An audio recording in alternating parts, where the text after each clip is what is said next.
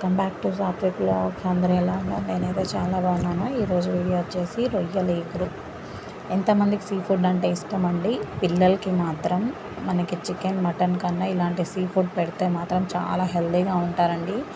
వాళ్ళు తినడానికి కూడా ఇష్టపడతారు.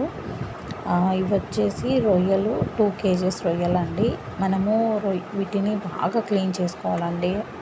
సాల్ట్ ఇంకా మజ్జిగ వేసి క్లీన్ చేసుకుంటే ఏంటంటే మనకి స్మెల్ అనేది ఉండదు. ఇంకొకటి ఇక్కడ బ్లాక్గా కనిపిస్తుంది కదా, ఆ బ్లాక్ది కూడా తీసేస్తారు కొంతమంది. బట్ మనకు తీయాలంటే చాలా కష్టము. అది చాలామంది ఇష్టం లేని వాళ్ళు తీసేసి వండుకుంటారు. వీటిని ఇలా మజ్జిగ కళ్ళుప్పుతోటి బాగా క్లీన్ చేసుకోవాలండి. క్లీన్ చేసుకున్న తర్వాతే మనము వండుకోవాలి, అప్పుడే బాగుంటుంది టేస్ట్. చూడండి, క్లీన్ చేసిన తర్వాత ఇలా ఉన్నాయి. దీనికి వచ్చేసి దీనికి గ్రేవీ కావాలి కదా, సో దానికోసం ఆనియన్స్, పచ్చిమిర్చి కట్ చేసి పక్కకు పెట్టుకున్నాను. మసాలాకి ఇవన్నీ మనము జస్ట్ అలా ఫైన్గా ఫ్రై చేసి పౌడర్ చేసుకోవాలి. చూడండి, గ్రేవీ కోసం మనకి ఆనియన్స్, ఒక 2 టమోటాలు, 2 పచ్చిమిర్చి వేసి బాగా పేస్ట్ చేసుకోవాలండి. ఈ పేస్ట్ ఎందుకు వేయాలి అంటే మనకి కొంచెం మనకి కర్రీ ఏంటంటే చిక్కగా కొంచెం ఎగురు అని చెప్పాను కదా, సో అలా రావడానికి. ఇది మనము జనరల్గా చేపలకి ఏం చేస్తామంటే పులుసు, చింతపండు వేసి పులుసు పెడతాము. కానీ రొయ్యల్లో ఏంటంటే మనం వాటర్ ఏమి యాడ్ చేయకుండా జస్ట్ ఈ గ్రేవీ వేసేసి ఫ్రై చేసిన తర్వాత మనకి ఏంటంటే అదే వాటర్ వచ్చేస్తుందండి. రొయ్యల్లోనే ఆల్రెడీ దాంట్లో వాటర్ కంటెంట్ ఉంటుంది కదా, అది ఉడికేసరికి మనకు వాటర్ వస్తాయి. సో వాటర్ యాడ్ చేయాల్సిన పని ఉండదు. చూసారు కదా, ఆ టమాటో గ్రేవీ బాగా ఆయిల్ పైకి తేలిన తర్వాత కొంచెము పసుపు, 1 స్పూన్ కారం, 1 స్పూన్ అల్లం వెల్లుల్లి పేస్ట్ వేసేసి పచ్చివాసన పోయేదాకా బాగా ఫ్రై చేసుకోవాలండి. ఇలా బాగా ఆయిల్ పైకి తెలియదాకా ఫ్రై చేసుకుంటే ఏంటంటే మనకి ఆ టమాటో ఆనియన్ పేస్ట్ అనేది టేస్ట్ బాగుంటుంది, అంటే పచ్చివాసన రాకుండా ఉంటుందండి. మనము ఈ గ్రేవీ అనేది చికెన్కి, మటన్కి ఇలా అయినా చేసుకోవచ్చు, రొయ్యలకనే కాదు, బాగుంటుంది ఇలా పేస్ట్ వేస్ట్ చేసుకుంటే.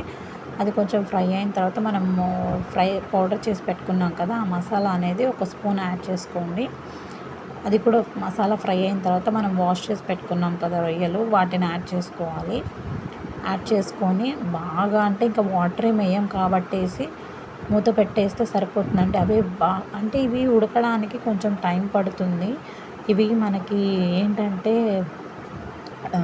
చేప అయినా మనం ఉడికితే కొంచెం మెత్తగా ఉంటుంది, కానీ రొయ్యలు ఏంటంటే ఎంత ఉడికినా కూడా హార్డ్గానే ఉంటాయండి. చాలామంది ఉడకలేదు అని చెప్పి అంటుంటారు, బట్ అవి ఎంత ఉడికినా కూడా అలానే ఉంటాయి. ఇంకొకటి, అవి ఎంత పెద్ద రొయ్యలైనా సరే ఉడికిన తర్వాత ఇలా చూడండి, ఇలా రౌండ్గా చిన్నగా అయిపోతాయండి.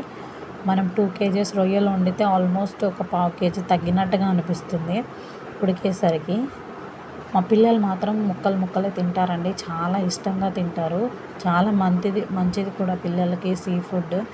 ఈ చికెన్, మటన్ కన్నా వేడి, కానీ ఇవి చేపలు, ఈ రొయ్యలు పిల్లలకి వేడి చేయదు, బాగుంటుంది, తింటారు కూడా, బాగా ఈజీగా డైజెస్ట్ అవుతుంది. సో ఫైనల్గా ఇలా మనకి గ్రేవీ వచ్చేసి బాగా రొయ్యలన్నీ ఉడికిన తర్వాత 1 స్పూన్ మసాలా, కొంచెం కొత్తిమీర, పుదీనా ఉంటే పుదీనా కూడా యాడ్ చేసుకోండి, బాగుంటుంది టేస్ట్. సో చూసారు కదా, చాలా ఈజీ రెసిపీ అండి, మీరు కూడా తప్పకుండా ట్రై చేయండి. టేస్టీ రొయ్యల ఇగురు రెడీ అయిపోయింది. మీరు కూడా తప్పకుండా ట్రై చేస్తారని అనుకుంటున్నాను, ఎందుకంటే అంత పెద్ద ప్రాసెస్ ఏం కాదు కాబట్టి. థ్యాంక్స్ ఫర్ వాచింగ్ అండి. మీకు కనుక నా వీడియోలు నచ్చినట్లయితే ఇలానే సపోర్ట్ చేసి నా ఛానల్ సబ్స్క్రైబ్ చేసుకొని షేర్ చేస్తూ ఉండండి. నాకు కూడా చేయాలని ఇంట్రెస్ట్ వస్తుంది. థ్యాంక్ యూ అండి. ఈ వీడియో చూసిన తర్వాత చేపల పులుసు కూడా వీడియో పెట్టానండి నా ఛానల్లో, ఒకసారి చూడండి. అది కూడా చాలా ఈజీగా చేశాను, మీకు కూడా నచ్చుతుందని అనుకుంటాను. తప్పకుండా చూడండి, ఆ వీడియో కూడా చాలా టేస్టీగా ఉంటుందండి. మా అమ్మకి నచ్చిన స్టైల్లో చేశాను ఆ చేపల పులుసు. మా వాళ్ళు అయితే చాలా బాగా తిన్నారు.